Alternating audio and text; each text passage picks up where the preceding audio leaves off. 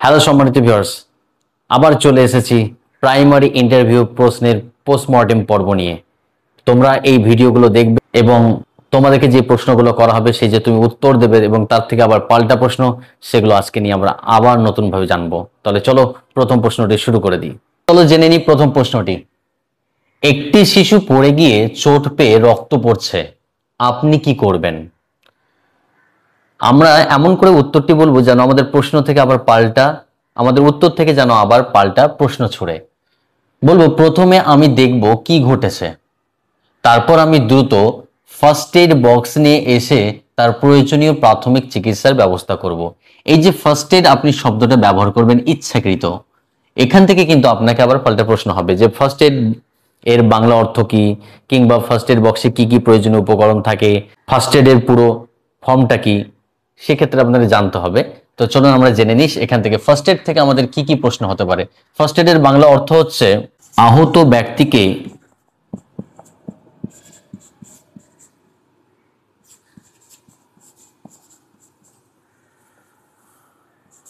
প্রাথমিক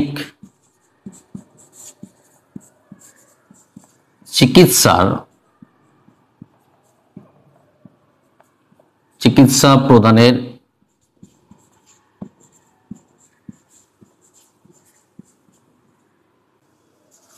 উপকরণ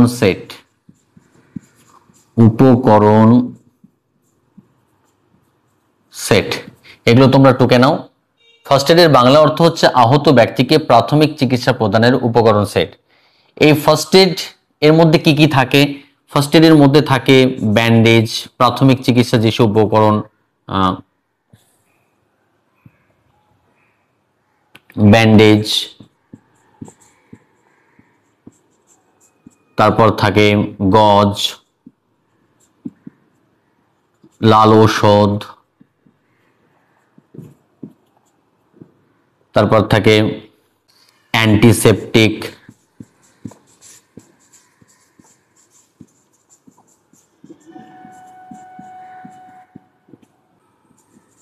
handy plus, কাঁচি ইত্যাদি। এবার এই ফার্স্ট এড এর ফুল ফর্মটা কি যদি আমাদেরকে জানতে চাই, তাহলে আমরা এইভাবে জানবো। ফার্স্ট এড এর ফুল ফর্মটা হলো এফ দিয়ে ফার্স্ট, আই দিয়ে ইনভেস্টিগেট, আর দিয়ে রিলিফ, এস দিয়ে সিম্পটম, টি দিয়ে ট্রিটমেন্ট, এ দিয়ে অ্যারেঞ্জমেন্ট, আই দিয়ে ইমিডিয়েটলি, ডি দিয়ে ডিসপোজাল। অর্থাৎ এফ দিয়ে ফার্স্ট মানে হচ্ছে প্রাথমিক বা প্রথম, ইনভেস্টিগেট মানে হচ্ছে তদন্ত, মানে প্রথমে তদন্ত করিয়া, তারপর রিলিফ মানে হচ্ছে আরাম, সিম্পটম হচ্ছে লক্ষণ, তারপর ট্রিটমেন্ট হচ্ছে চিকিৎসা, অ্যারেঞ্জমেন্ট ব্যবস্থা, ইমিডিয়েটলি তাৎক্ষণিক, ডি দিয়ে ডিসপোজাল অপসারণ। তোমরা এইগুলো সব টুকে নাও এবং এখান থেকে যে যেভাবে প্রশ্ন করতে হবে অবশ্যই তুমি বলবে প্রথমে আমি দেখব কি ঘটেছে, তারপর আমি দ্রুত ফার্স্ট এড বক্সের কথাটা এই কারণে বলা যেন আমাকে পাল্টা প্রশ্ন করে এবং আমি এগুলো রেডি হয়ে থাকবো। এই প্রশ্নগুলো কিন্তু অবশ্যই পরীক্ষাতে কাউকে না কাউকে তো করবেই, অবশ্যই করবে, এগুলো হচ্ছে ইম্পর্টেন্ট পার্ট। তাহলে চলো নেক্সট প্রশ্নটা আমরা আবার জেনে নিই। নেক্সট কোশ্চেনটি হলো, শ্রেণীকক্ষে আপনার পড়ানোর সময় কোনো এক ছাত্র এক বিষয়ে আপনার ভুল ধরিয়ে দিল, আপনি তখন কি করবেন? এটা কিন্তু প্রায় ইন্টারভিউতে প্রশ্ন করা হয়। তখন আমি কিন্তু চালাকি করে একটা কথা বলবো, প্রথমে দেখব আমার ভুলটি সত্যই কিনা। আমি একটু পরে বলছি কারণ কি। যদি আমার ভুল হয় তবে তা আমি স্বীকার করে দুঃখ প্রকাশ করব। এই যে আমার ভুলটি সত্যই কিনা, এটার যদি আমাকে আবার ঘুরিয়ে প্রশ্ন করে যে আপনি ঘুরিয়ে আবার সত্য কিনা, ভুল তো বলছে, তাহলে আপনি সেক্ষেত্রে আবার সত্য কেন এই কথা বলছেন? আসলে বাচ্চারা কিন্তু অনেক সময় আমার সঠিক আছে, কিন্তু অনেক সময় তারা হয়তো ভুল করে বলে ফেলতে পারে। সত্যি যদি সে আমার ভুল ধরিয়ে থাকে তখন কিন্তু আমি আগে দেখবো যে সত্যি এটা আমার ভুল হয়েছে কিনা। যদি সত্যই ভুল হয়ে থাকে তাহলে আমি তা স্বীকার করে দুঃখ প্রকাশ করব। এই সত্যই কিনা নিয়ে একটা প্রশ্ন হতে পারে যে আপনি সত্যই কেন বলছেন। আচ্ছা, আবার যদি এখানে প্রশ্ন করে ফেলে যে আচ্ছা পরের দিন দেখলেন আবার একই প্রশ্ন আপনার ভুল হয়ে গেল, একই উত্তরটা দিতে আপনার ভুল হয়ে যাচ্ছে বারবার, তখন আপনি কি বলবেন? তখন আমি একটা কথা বলবো, স্যার মানুষ মাত্রই ভুল হয়, সেক্ষেত্রে আমার যদি আবার দ্বিতীয়বার ভুল হয় তাহলে আমি আবার সেখানে ক্ষমা চেয়ে দুঃখ প্রকাশটা করব। আবার এখানে একটা প্রশ্ন হতে পারে, তাহলে মানুষ মাত্রই ভুল হয়, এটার ইংরেজি কি হতে পারে? বাচ্চাদেরকে একটু বলে দেবেন। মানুষ মাত্রই ভুল, মানুষ মাত্রই ভুল, যেটার ইংরেজি হয় to err is human, to err is human. এটার মানে হচ্ছে মানুষ মাত্রই ভুল হয়। এটার কিন্তু একটা, এটা বাংলা প্রভাব আর এটা একটা ইংরেজি প্রভাব, তাই এটা আমাদেরকে অবশ্যই জেনে রাখতে হবে।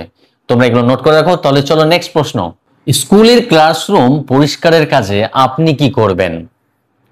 আমরা উত্তর দেব এইভাবে, সাধারণত প্রাইমারি স্কুলে আলাদা করে গ্রুপ ডি কর্মী, এই যে এখান থেকে একটা প্রশ্ন হবে, গ্রুপ ডি কর্মী নিয়োগ হয় না, সেক্ষেত্রে শিক্ষক শিক্ষিকারা ছাত্রছাত্রীদের সহায়তায় কাজটি করতে হয়। সুতরাং আমি কাজটি ভালোবেসে পরিষ্কারের কাজে হাত লাগাবো। এখান থেকে গ্রুপ ডি কর্মী নিয়ে একটি প্রশ্ন হতে পারে যে তাহলে প্রাইমারি শিক্ষক কোন গ্রুপের? তখন আমাদেরকে বলতে হয় প্রাইমারি শিক্ষক, যেটাকে আমরা PRT বলি, প্রাইমারি শিক্ষক হচ্ছে আমরা গ্রুপ সি। আবার এখানে গ্রুপ সি যখন বলবো তখন বলবে তাহলে আপনাদের বেসিক পে কত আপনার জানা আছে, এখান থেকে বলবে, তখন আমাদের বলতে হবে বেসিক পে হচ্ছে শুরু 28,900 টাকা থেকে, এটা দিয়ে আমাদের কিন্তু বেসিক পে শুরু হচ্ছে। এবং PRT অর্থাৎ এটা পুরো নাম হচ্ছে প্রাইমারি টিচার, এটা কিন্তু আমাদের কোড নাম্বার। আচ্ছা, আমাদের যে টিচার পদটি দেওয়া হয়, আমাদের টিচারটা হচ্ছে আমরা AT অর্থাৎ অ্যাসিস্ট্যান্ট টিচার, এবং যখন কেউ হেড টিচার হয়ে যাবে তখন আমরা বলবো HD। এই স্কুলে কিন্তু আরো অনেক PT থাকে, অর্থাৎ PT অর্থাৎ প্যারা টিচার, অর্থাৎ আপনি যখন নিযুক্ত হবেন তখন কিন্তু AT হিসেবে নিযুক্ত হবেন। আবার যখন হেড টিচারের অনুপস্থিত দেখা গেল এমন একটা স্কুলে আপনি জয়েন করলেন, সেখানে কিন্তু অন্য কোনো হেড HD নেই, আপনি একাই যুক্ত হচ্ছেন, হতে পারে যে কিংবা আপনাকে দেওয়া হলো এমন একটা স্কুলে যে সময় হেড টিচার চলে গেলেন, তখন কিন্তু আপনাকে TIC পদে দেওয়া হবে, অর্থাৎ teacher incharge, TIC, teacher incharge আপনাকে কিন্তু দেওয়া হবে। আবার কিন্তু একটা জেনে রাখতে হবে, আপনাদের HD থেকে এই অ্যাসিস্ট্যান্ট টিচারের থেকে HD এর বেতন কত বেশি, মোট কিন্তু 400 টাকা, এটা কিন্তু আমাদেরকে জেনে রাখতে হবে। এই 400 টাকা কিন্তু HD এর মোটে বেতন বেশি। তাহলে চলো পরের প্রশ্নটি, কোন একটি শিশু বারংবার পড়া বুঝতে না পারলে আপনার করণীয় কাজ কি? উত্তরটা দেব যে স্যার বা ম্যাডাম বলে যে প্রশ্নটি করবে তাকে উত্তরটা দেব যে স্যার আমি প্রথমে অনুসন্ধান করব ছাত্রটির বুঝতে কোথায় সমস্যা হচ্ছে, তারপর বিভিন্ন উদাহরণের মাধ্যমে আবার বোঝানোর চেষ্টা করব। এই কথার আগে আমি বলবো, আগে প্রথমে অনুসন্ধান করব যে ছাত্রটি বুঝতে কোথায় সমস্যা হচ্ছে, তারপর কিন্তু আমি বিভিন্ন উদাহরণ দিয়ে আবার কিন্তু ছাত্রটিকে বোঝানোর চেষ্টা করব। এই যে উদাহরণ যখন আমাদের বলা হবে তখন কিন্তু এখানে প্রশ্ন হতে পারে যে ছাত্রদেরকে আগে উদাহরণ দিতে হয় না সংজ্ঞা দিতে হয়, কোনটা ভাবে বোঝানো যায়, তো এই ধরনের পদ্ধতিগুলোকে কি বলে? তো আগে আমরা জেনে নিই যে উদাহরণ প্রথমে যেটা দেওয়া হয়, উদাহরণ থেকে সংজ্ঞার দিকে যেটা যায়, সংজ্ঞার দিকে যেটা যায় সেটাকে বলা হয় আরোহী পদ্ধতি, তাকে বলা হয় আরোহী পদ্ধতি। এগুলো কিন্তু আমাদেরকে জেনে রাখতে হবে। শিশুদেরকে কিন্তু সবচেয়ে বেস্ট হচ্ছে এইটা আরোহী পদ্ধতি। আবার যেটা সংজ্ঞা থেকে উদাহরণ হয়, সংজ্ঞার থেকে উদাহরণ যায়, তাকে বলা হয় উদাহরণ, সেটাকে বলা হয় অবরোহী। এগুলো কিন্তু আমাদেরকে জেনে রাখতে হবে। আবার এখান থেকে কিন্তু প্রশ্ন হবে অবরোহী পদ্ধতি, যে এই উদাহরণ থেকে সংজ্ঞা, আরোহী পদ্ধতি তার ইংরেজি নাম কি, অবরোহী পদ্ধতির ইংরেজি নাম কি? এটা হচ্ছে ডিডাকটিভ, এটা হচ্ছে ইন্ডাকটিভ, ইন্ডাকটিভ মেথড, এটাও কিন্তু মেথড পদ্ধতি যেহেতু। এই যে ডিডাকটিভ এবং ইন্ডাকটিভ, এখান থেকে আবার প্রশ্ন হতে পারে যে একটা উদাহরণ থেকে সংজ্ঞা বাচ্চাদেরকে বোঝাবার জন্য একটা আরোহী পদ্ধতির উদাহরণ দাও, আরোহী পদ্ধতিতে তুমি কি শেখাবে? তখন আমরা বলতে পারি আরোহী পদ্ধতির ক্ষেত্রে আমরা এখানে যোগ শেখাতে পারি কিংবা বিয়োগ শেখাতে পারি। কারণ প্রথমে উদাহরণ দিব যে কিছু একটা নিয়ে আসলাম, হয়তো আমার কাছে দুটো পেন, তোমার কাছে দুটো পেন, আগে উদাহরণগুলো দেখালাম, মোট কটা পেন তখন গুনে গুনে দেখালাম। এইভাবে আমাদের যোগ মানে আগে উদাহরণ দিলাম, তারপর সংখ্যাতে আসলাম। এই পদ্ধতিকে বলা হয় আরোহী পদ্ধতি। আবার একটা যদি বলা হয় অবরোহী পদ্ধতির একটা উদাহরণ দাও, বাচ্চাদেরকে তুমি অবরোহী পদ্ধতি কি শেখাবে?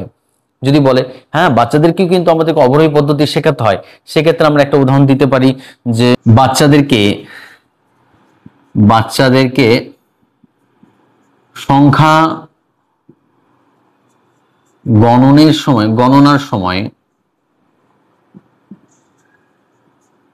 বড় থেকে ছোট, এটা কিন্তু জেনে রাখতে হবে, বড় থেকে ছোট সংখ্যা সাজানো, সেটি হচ্ছে ডিডাকটিভ মেথড।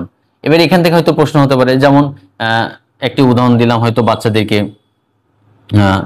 ৭৪, তারপর 65, তারপর ধরো 44, তারপর 32।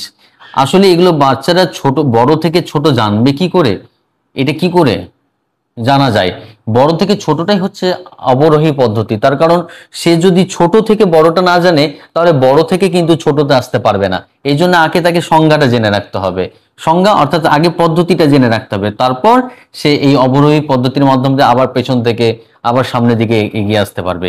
এই জন্য এটাকে অবরোহী পদ্ধতি বলা হয়। অর্থাৎ গণনার সময় কিন্তু বড় থেকে ছোট সংখ্যা সাজানো, সেটি হচ্ছে অবরোহী পদ্ধতি। আবার এখান থেকে প্রশ্ন হতে পারে অবরোহী পদ্ধতির কে প্রবর্তক, আবার আরোহী পদ্ধতির প্রবর্তকে? আরোহী হচ্ছে বেকন এবং গ্যালিলিও। এটা কিন্তু তোমরা লিখে রাখো, বেকন ও গ্যালিলিও এটা হচ্ছে আরোহী পদ্ধতি, এবং অবরোহী পদ্ধতি হচ্ছে অ্যারিস্টটল।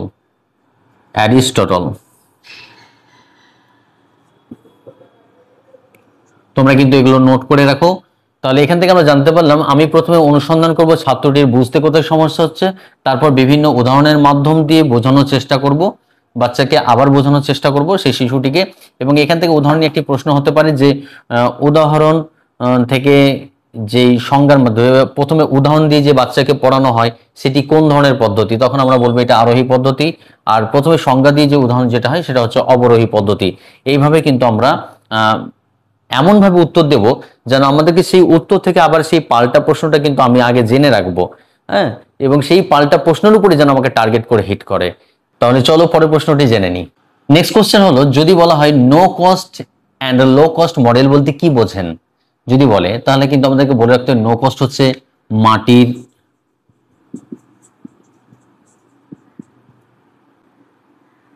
মডেল, আর লো কস্ট হচ্ছে যেমন ব্ল্যাকবোর্ড, তারপর হচ্ছে আপনার চক, আমরা বলতে পারি চক, আবার বলতে পারি চার্ট। এগুলো হচ্ছে লো কস্ট, কারণ এই মাটির মডেল যখন বানাতে আমার কোনো খরচ হয় না, সেই জন্য একে নো কস্ট বলা হয়। আর লো কস্ট বলতে ব্ল্যাকবোর্ডের আবার বাংলা মানে যদি এখানে আমাকে জিজ্ঞেস করে, তখন আমরা বলবো কৃষ্ণফলক। আবার যদি চকের বাংলা মানে তাহলে বলবো খড়িমাটি, এটা হচ্ছে পারফেক্ট খড়িমাটি। চার্ট, ছক, এই যে বিভিন্ন ধরনের গুলো, এগুলো কিন্তু আমাদেরকে মানেগুলো অবশ্যই জেনে রাখতে হবে। ইন্টারভিউ পর্বের পোস্টমর্টেম আপাতত আজকে এতদূর। নেক্সট পর্ব আবার দ্রুত আসবে। তোমাদের মনে কি ধরনের প্রশ্ন আছে এবং কি জানার ইচ্ছে আছে সেটা আমাকে কমেন্ট বক্সে অবশ্যই কমেন্ট করে জানাও, এবং সাবস্ক্রাইব করে রেখো যেন পরবর্তী ভিডিওটি তুমি দ্রুত পেতে পারো।